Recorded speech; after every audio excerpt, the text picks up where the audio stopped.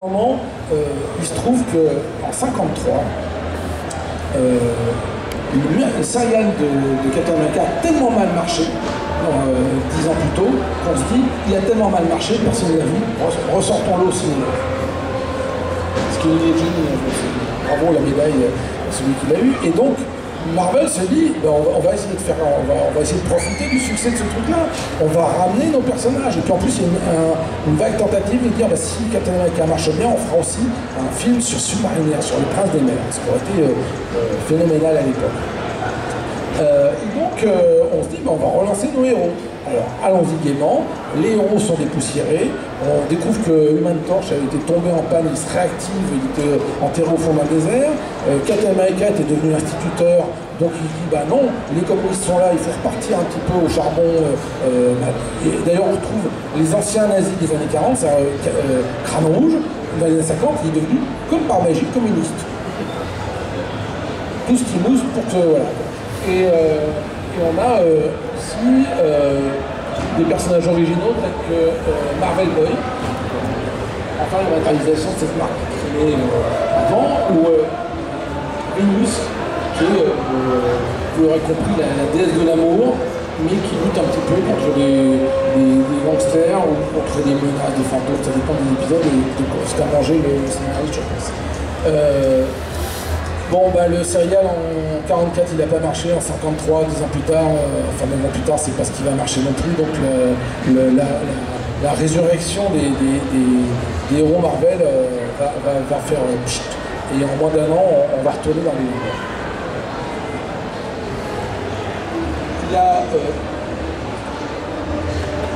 Il y a aussi un autre chantier qui consiste dans les héros de l'Ouest.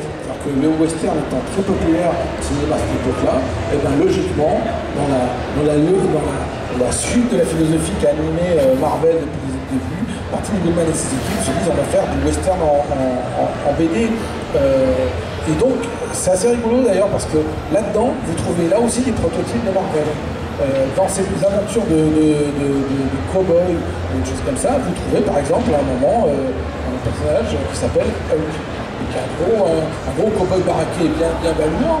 Vous retrouvez, tout à l'heure vous avez vu une couverture d'un personnage qui s'appelle le Red Raven, qui est resté sans suite, mais vous retrouvez un cow-boy qui s'est fabriqué, qui a volé un sorcier indien, un costume magique qui permet de voler, et qui devient Red Raven. Enfin, on a une espèce de transposition.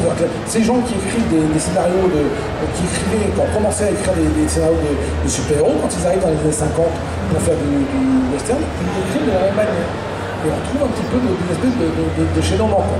Pour la petite histoire, ce Black Rider là, c'est la première apparition de Stan Lee dans un comic book parce que c'est lui qui pose sur la photo. C'était sans doute dit que ça ne valait pas le coup d'aller se prendre un mannequin, donc le cowboy masqué que vous voyez sur la couverture, c'est Stan Lee. Pas trop, mais par exemple sur cette couverture là, vous avez un totem vivant. Un monstre totem. Ça montre bien que déjà on a une espèce d'histoire un peu cosmique chez ce Atlas Comics qui précède Marvel. En 1947 déjà, Stan Lee, donc un nobody à l'époque, hein, parce qu'il ne faut pas vous imaginer que Marvel est un candidat, un concurrent crédible pour DC Comics. Hein. C'est vraiment une petite écurie de ce point, en dehors de Captain America qui a fait des étincelles à un moment. Il ne s'agit pas de penser que ça peut vraiment concurrencer d'ici les aventures de Superman ou Batman. Stan Lee a quand même une toupée sortie en 1947 alors qu'il n'est pas très connu, c'est au secret derrière les comics. C'est un manuel pour expliquer comment on fabrique les comics chez Marvel et comment il faut faire d'ailleurs. Et vous pouvez, apparemment il l'a refait après, je suis tombé sur des lettres, vous pouvez, si vous avez $1, envoyer à Stan Lee vos scripts et il vous dira ce que ça vaut. Il y a des gens qui s'en chantent. Et donc, en fait, le bouquin vaut $1 de l'époque, et à l'intérieur, une page qui vous explique que si vous écrivez, vous envoyez vos planches ou vos scénars à Stan Lee, lui, avec $1, il vous répondra en vous expliquant, en vous donnant des conseils. Pour la petite histoire, 25 ans plus tard, il y avait quelqu'un qui avait trouvé la pub et qui lui a envoyé le truc, et Stan Lee, la lettre traîne encore, c'est-à-dire on avait envoyé vraiment un truc d'Australie en disant « Oui, mais il y a eu l'inflation, il il y a 25 ans, je t'aurais vraiment envoyé un avis vraiment détaillé. Là, il me faudrait $2, et comme tu m'as envoyé $1, je t'envoie 3 €. Ce qui est bien entendu une manière de renouveler là-dessus. Et puis il précise dans la lettre que, mais tu vois, je tiens toujours mes promesses. Là-dedans, dans ce passage de Secret Beyond the Comics, c'est intéressant parce que c'est là-dessus qu'on vous explique la création de Captain America. Or, comme Joe Simon et Jack Kirby ne font plus partie de la société, et qu'on ne peut pas vous dire ah ben tiens, on a créé Captain America avec des gens qu'on a virés, ou qui ne sont pas pour claquer la porte. Là-dedans, dans cette version de l'histoire, c'est même Martin Goodman qui fait je vais créer tel personnage, je vais une faudrait tel personnage, voilà, j'ai l'idée, et je vais demander aux meilleurs auteurs du marché, mais on ne connaît pas les noms, de les faire selon mes ordres, ce qui permet juridiquement d'expliquer que l'idée vient de l'éditeur, ce qui n'est pas tout à fait le cas en vrai. Et on en arrive finalement au Marvel Age, c'est-à-dire la vraie constitution de... la vraie constitution des années 60, avec cette explosion qui va venir a priori d'un détail, c'est-à-dire que Martin Goodman un jour va jouer au golf avec quelqu'un qui s'occupe des ventes de DC Comics, et ce type-là lui parle des ventes ahurissantes de la Justice League. Et jusque-là, Goodman n'en faisait pas une affaire personnelle, il avait même pensé fermer Marvel une ou deux fois dans les années 50. Et là, il rentre au bureau en disant écoutez, je suis passé un petit peu pour un plouc, démerdez-vous, mettez-moi des super-héros dans les rues et arrangez-vous pour me faire un truc qui va tient la route, autant que la Justice League, ou Superman, ou tout ce que vous voulez, de la concurrence. Il se trouve que Jack Kirby, à l'époque, ne trouvant plus de travail ailleurs, est revenu travailler chez Marvel. Et l'équipe qui va être formée par Stan Lee et Jack Kirby va commencer donc, à produire des choses. En commençant, là aussi, par des prologues. On est plutôt dans le registre d'histoire de monstres. Vous pouvez voir par exemple qu'il y a des monstres enflammés qui évoquent un petit peu la torche humaine. Vous pouvez voir que là, c'est carrément la première apparition de Groot. Le même Groot que vous allez retrouver dans les Gardiens de la Galaxie des années plus tard. Et puis le vrai premier super-héros qui crée, c'est pas les 4 fantastiques, mais c'est un personnage qui s'appelle le Dr. Doom, qui va faire un bid absolu. C'est-à-dire qu'au bout de 6 numéros, on va arrêter parce que les ventes ne vont pas suivre, mais le Dr. Doom va revenir redessiner quelques mois plus tard par Steve Ditko sous un nouveau titre, et on va l'appeler Dr. Strange, et sous ce titre-là, ça va beaucoup mieux marcher.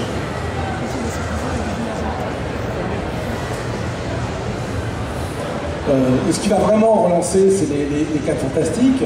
Bien entendu, Spider-Man. Encore que Spider-Man, au tout début, les ventes sont un petit peu intermédiaires. Ça permet d'enclencher une série régulière sur les aventures de l'homme araignée. Mais le style de Steve Ditko est un petit peu rétrograde par rapport à ce que prononce, ce que proposent les comics de la concurrence à l'époque. Il y a des choses beaucoup plus dynamiques en face, et au début, il va falloir un petit peu que le public s'acclimate à ça. On a aussi des exemples, voilà quoi, c'est-à-dire que les 4 fantastiques fonctionnent, Spider-Man vivote au début, Hulk, c'est à nouveau un échec.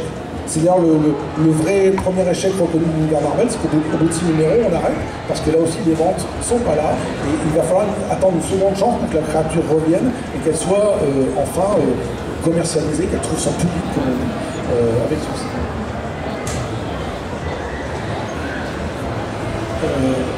Il y a aussi une notion d'accident qui est chez Marvel. C'est-à-dire que tout à l'heure, vous venez de voir sur la vue précédente un Hulk.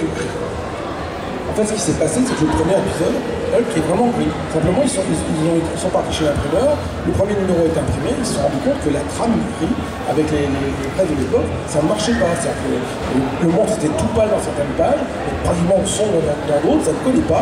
Et donc, dès le numéro 2, il a fallu réinventer une couleur en urgence au monstre, et il est devenu vert par accident, parce que, voilà quoi, on avait quelques minutes pour rétablir le tir. On a un personnage que vous connaissez tous qui s'appelle Daredevil, qui sous son premier costume est aussi un petit peu différent. Daredevil, à l'origine, devait paraître fin 1963. Or, il se trouve que la revue est dessinée par un dessinateur qui s'appelle Bill Everett, qui est le créateur de La Mort, dont j'ai parlé tout à l'heure. Bill Everett, à cette époque-là, le pauvre, il a des problèmes de santé assez prononcés, il a un problème de boisson. Et la revue en 63, fin 63, Daredevil, elle ne va pas se passer comme ça, elle va être en retard. Sauf que, pour des raisons commerciales, vous devez tenir un délai. Vous avez prévenu vos vendeurs que vous allez sortir une revue. Il faut que vous ayez une revue à commercialiser, sinon vous ne coupez des ventes. Donc dans la catastrophe, Stanley et Jack Kirby vont inventer un titre de remplacement. Qu'est-ce qu'il y a le plus rapide? On ne va pas réinventer un nouveau concept, on ne sait pas quoi faire, on n'a qu'à réunir des personnages qui existent déjà. Et parce que Daredevil est en retard, alors on crée les Avengers. Si Daredevil avait été à l'heure, peut-être que l'Avenger n'existerait pas, ou alors il serait fait des mois plus tard, et peut-être d'ailleurs que Daredevil aurait directement fait partie des Avengers à cause de ça. Bon, à cause de ce déséquilibre, il se passe des choses. Vous avez la première couverture de Avengers, vous pouvez voir que Iron Man, à l'origine, avait une armure complètement dorée. C'est ça qui vient de celle de Hulk. Donc elle a changé de couleur, sans doute pour la même raison d'impression. Or, vous connaissez à peu près le registre de couleurs de Iron Man.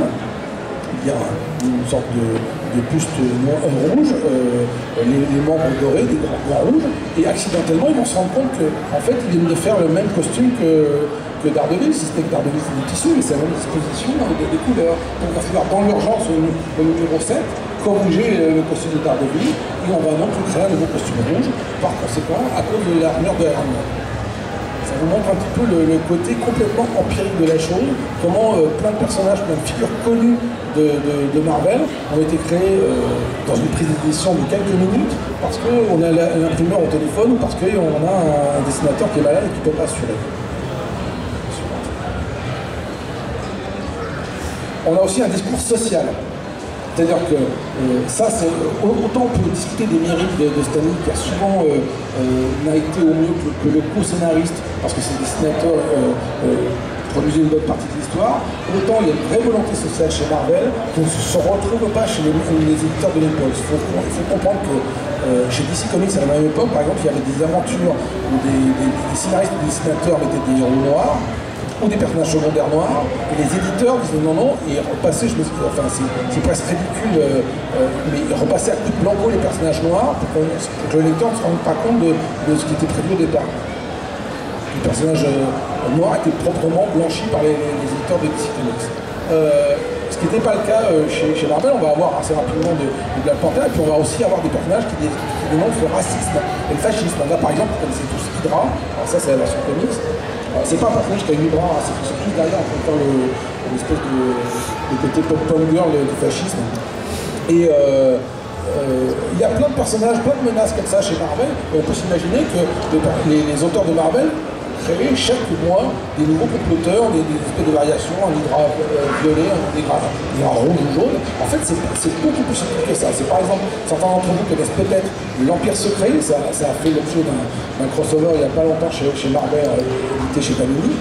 L'Empire Secret, c'est des comploteurs cagoulés dans les trucs de Marvel, mais en fait, l'un des surnoms et le nom d'une branche active du Ku c'est l'Empire Invisible. Donc Hydra, c'est une manière de dénoncer le fascisme, la survivance du nazisme. L'Empire Secret, c'est une manière de dénoncer le Ku Klux Klan. Si vous regardez un autre groupe de terroristes qui s'appelle l'AIM, ils ont toutes des combinaisons jaunes, ce sont des scientifiques qui mettent en commun leurs ressources et qui perdent complètement leur identité. C'est une forme totalitaire, on va dire une forme fantasmée du communisme. Il y a pratiquement chaque variante d'Hydra correspond à quelque chose, à un vrai courant politique fasciste. À côté de ça, on a des vrais éditos de Stanley qui vont remettre les choses, les points sur les listes. C'est-à-dire que quand il y aura des lecteurs, il va y en avoir qui vont écrire pour se plaindre de choses, encore quoi, comment, c'est pas l'Amérique telle que je l'imagine, Stanley va dire non. Il va dire plus ou moins il va dire plus poliment, mais pour résumer, il va dire vos gueules. Il va dire non, on existe dans un pays qui est ouvert. Il ne va pas hésiter à le mettre dans ses rôles. Il faut savoir que dans les années 40, Marvel avait reçu des menaces de mort et des faux colis piégés parce qu'ils osaient publier Captain America, alors que, je vous l'ai expliqué tout à l'heure, il y avait des gens qui étaient pour l'Allemagne aux États-Unis aussi. Et dans les années 60, ils vont recevoir à nouveau des menaces de mort, des choses comme ça, parce que des gens se sont reconnus dans le portrait que fait l'Iran. Donc ça vous explique aussi que c'est pas simple de publier ces fascicules à ces époques-là. Il y a la dernière. Et enfin, ce qui va matérialiser, vraiment donner naissance au... Pardon? Il est bon. C'est en 65-66, enfin les héros de Marvel vont apparaître sur le petit écran via un dessin animé qui s'appelle Marvel Super Héros, je crois, et qui fait partie des pires exemples d'animation de l'histoire de la télévision, parce qu'il s'agit de découper les comics et les animer devant la caméra comme ça. Donc ça va donner des choses affreuses, mais c'est la première fois où les comics Marvel arrivent à l'écran. Et ça va tout changer pour Marvel. D'abord parce que c'est le début de choses, c'est-à-dire qu'assez rapidement, quelques mois plus tard, on aura un dessin animé Spider-Man que vous connaissez sans doute beaucoup plus facilement, en fait, 67, qui est apparu 10 ans plus tard chez nous en France, avec la fameuse chanson de l'araignée. C'est la mise en place d'un Marvel grand public, et surtout ça va changer des choses parce que Stan Lee, qui a un peu changé mais qui est là, lui il a la bonne idée de dire au producteur de ce méchant dessin animé, enfin pas très joli de dire, alors moi je vous écrirai bien des scénarios, mais pour bosser sur un scénario, vous comprenez, je perds du temps à rentrer chez moi tous les soirs, il faudrait plutôt que vous me trouviez un logement au centre de New York, un truc un peu cossu où je puisse mettre ma femme et ma fille, et donc le producteur trouve pendant tout le temps de la production du dessin animé, paye les frais de loyer de Stan Lee dans ce nouvel appartement. C'est ça qui va donner la puce à l'oreille d'ailleurs aux dessinateurs, parce que jusque-là, ils se faisaient relativement exploiter, et d'un seul coup, ils voient en plus leur dessin découpé, animé à l'écran, et Stan Lee qui est payé richement avec un nouvel appart à New York, et eux, clairement, qui n'ont pas ça. D'ailleurs, il y a même des exemples où, je ne sais pas si certains d'entre vous sont familiers d'une saga du dormeur dans Captain America. Apparemment, quand on regarde dans les dates, on se rend compte que ça a d'abord été diffusé sur le petit écran, et que le comic book est apparu en fait quelques semaines plus tard, parce qu'il s'était déjà servi des planches originales pour faire des épisodes. Donc ça va changer complètement les relations, ça va pourrir, pour le dire simplement, les relations avec les dessinateurs de Stan Lee, qui vont comprendre qu'il y a de l'argent qui se fait sur leur dos, mais qu'ils ne voient pas le truc. Il y aura des gens qui vont claquer la porte pour ces raisons et pour d'autres raisons, en particulier Steve Ditko, qui est le co-créateur de Spider-Man et qui est aussi le co-créateur, enfin en fait dans les faits qui est vraiment pratiquement le créateur de Doctor Strange. Steve Ditko va claquer la porte parce qu'il n'en peut plus ce Barnum qui sait vendre les séries. Jack Kirby un peu plus tard va aussi claquer la porte. Et on peut dire qu'à partir de ce moment-là, on a un Marvel qui existe de manière multimédia, à la télé, dans tout ce que des nouveaux médias qui vont apparaître par la suite. Cette décision-là, c'est aussi ce qui prépare un petit peu les films qui sont très différents, j'en conviens du dessin que vous voyez là, mais c'est là-dessus, à ce moment-là, que Marvel devient mainstream. C'est aussi à partir de ce moment-là que Marvel commence à se brouiller avec certains de ses créateurs historiques. Et je crois qu'on va arrêter là, parce qu'après sinon ils vont couper les lumières. Donc si vous avez des questions, je suis là. Je ne sais pas si on a vraiment le temps de poser les questions au micro. Donc ça va. On a dépassé 10 minutes, mais je suis là. Si vous avez des questions, vous pouvez même me piquer.